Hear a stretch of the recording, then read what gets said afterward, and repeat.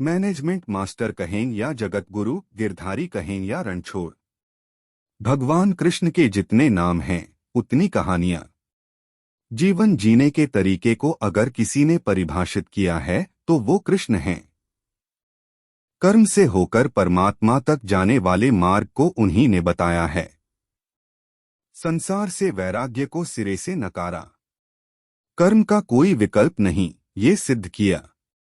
कृष्ण कहते हैं, मैं हर हाल में आता हूँ, जब पाप और अत्याचार का अंधकार होता है तब भी, जब प्रेम और भक्ति का उजाला होता है तब भी।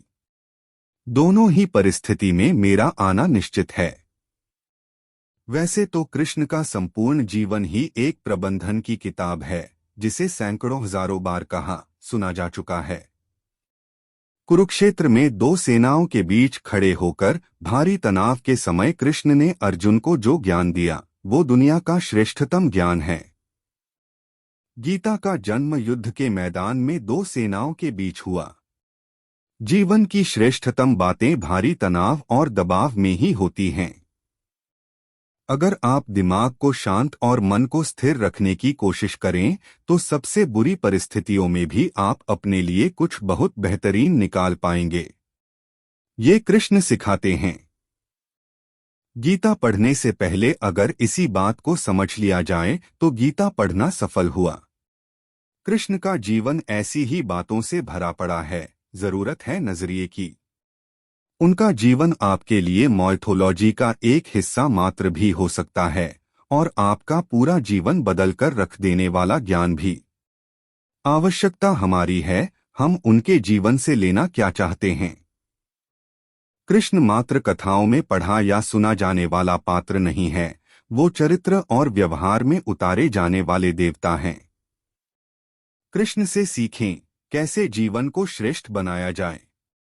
10 बातें हैं जो अगर व्यवहार में उतार ली तो सफलता निश्चित मिलेगी। 1. शुरू से अंत तक जीवन संघर्ष ही है। कारागृह में जन्मे कृष्ण, पैदा होते ही रात में यमुना पार कर गोकुल ले जाया गया। तीसरे दिन पुतना मारने आ गई।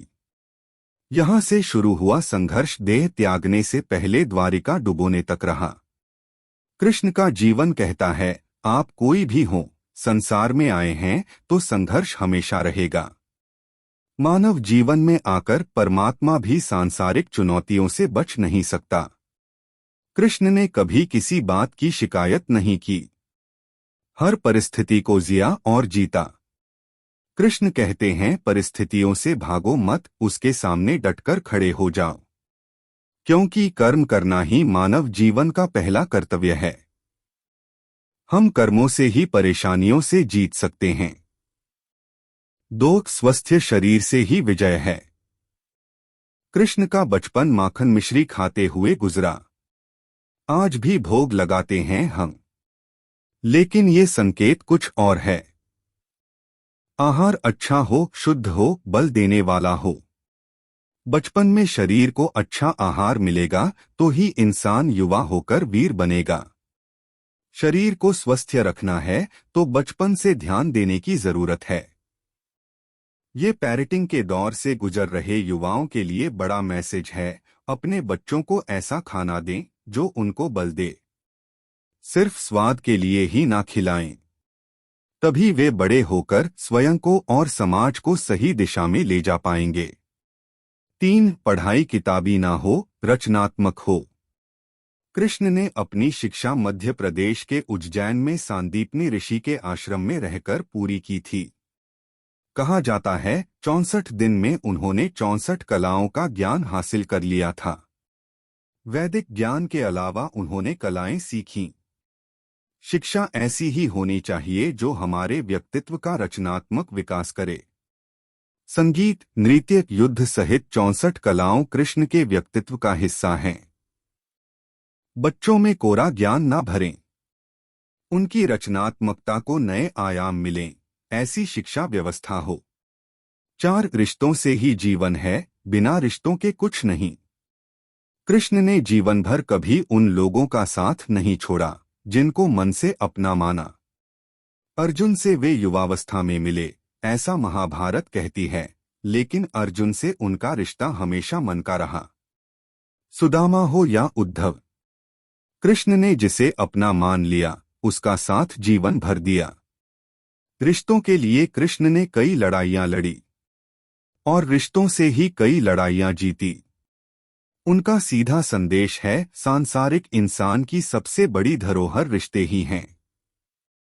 अगर किसी के पास रिश्तों का थाती नहीं है तो वो इंसान संसार के लिए गैर जरूरी है। इसलिए अपने रिश्तों को दिल से जिएं, दिमाग से नहीं। 5 नारी का सम्मान समाज के लिए जरूरी। राक्षस नरकासुर का आतंक था। करीब 16,100 महिलाओं को उसने अपने महल में कैद किया था।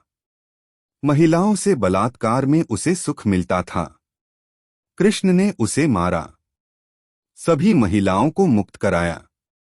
लेकिन सामाजिक कुरीतियां तब भी थीं। उन महिलाओं को अपनाने वाला कोई नहीं था। खुद उनके घरवालों ने उन्हें दूषित मानकर त्याग दिया। ऐसे में कृष्ण आगे आए। सभी 16,100 महिलाओं को अपनी पत्नी का दर्जा दिया। समाज में उन्हें सम्मान के साथ रहने के लिए स्थान दिलाया। कृष्ण ने हमेशा नारी को शक्ति बताया, उसके सम्मान के लिए तत्पर रहे। पूरी महाभारत नारी के सम्मान के लिए ही लड़ी गई। आप कृष्ण भक्त हैं तो अपने आसपास की महिलाओं का पूरा सम्मान करें। कृष्ण की कृपा पाने का ये सरलतम मार्ग है। 6 आपके मतभेद अगली पीढ़ी के लिए बाधा ना बने। कम ही लोग जानते हैं कि जिस दुर्योधन के खिलाफ कृष्ण ने आजीवन पांडवों का साथ दिया, उसकी मौत का कारण भी कृष्ण की कूटनीति बनी। वो ही दुर्योधन रिश्ते में कृष्ण का समधी भी था।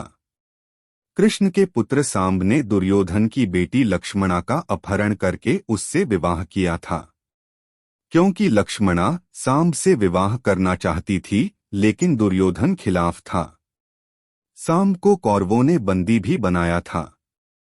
तब कृष्ण ने दुर्योधन को समझाया था कि हमारे मतभेद अपनी जगह हैं, लेकिन हमारे विचार हमारे बच्चों के भविष्य में बाधा नहीं बनने चाहिए। 2 परिवारों के आपसी झगड़े में बच्चों के प्रेम की बलि न चढ़ाई जाए।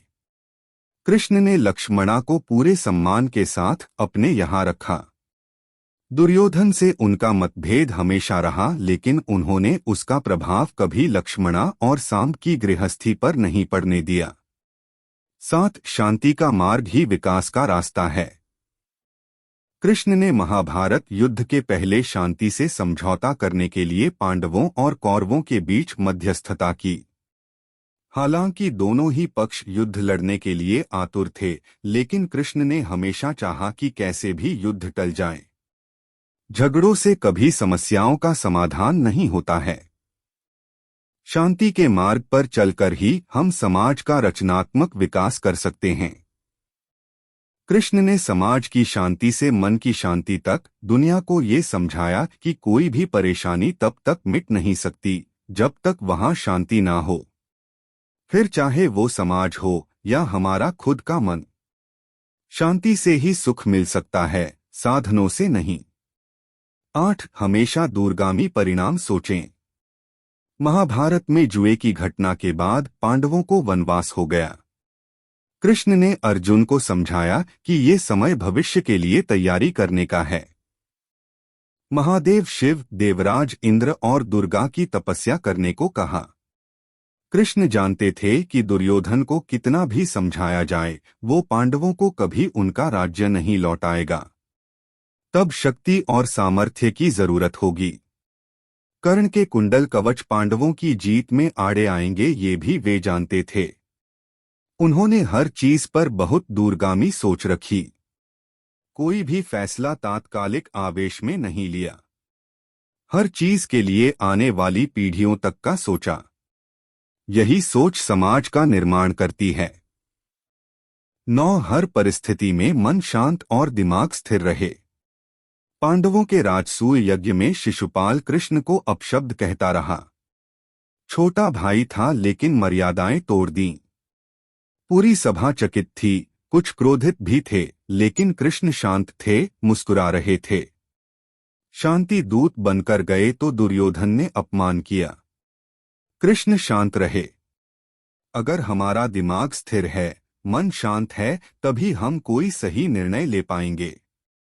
आवेश में हमेशा हादसे होते हैं, ये कृष्ण सिखाते हैं। विपरीत परिस्थितियों में भी कभी विचलित नहीं होने का गुण कृष्ण से बेहतर कोई नहीं जानता। 10 लीडर बने, श्रेय लेने की होड़ से बचें। कृष्ण ने दुनिया भर के राजाओं को जीता था। जहां ऐसे राजाओं का राज था जो भ्रष्ट थे, जैसे जरासंध, लेकिन कभी किसी राजा का सिंहासन नहीं छीना। कृष्ण के पूरे जीवन में कभी ऐसा नहीं हुआ कि उन्होंने किसी राजा को मारकर उसका शासन खुद लिया हो। जरासंध को मारकर उसके बेटे को राजा बनाया, जो चरित्र का अच्छा था। सभी जगह ऐसे लोगों को बैठाया जो धर्म को जानते थे। कभी किंग नहीं बने, हमेशा किंगमेकर की भूमिका में रहे। महाभारत युद्ध में भी खुद हथियार नहीं उठाया। पूरा युद्ध कूटनीति से लड़ा, पांडवों को सलाह देते रहे, लेकिन जीतने का श्रेय भीम और अर्जुन को दिया।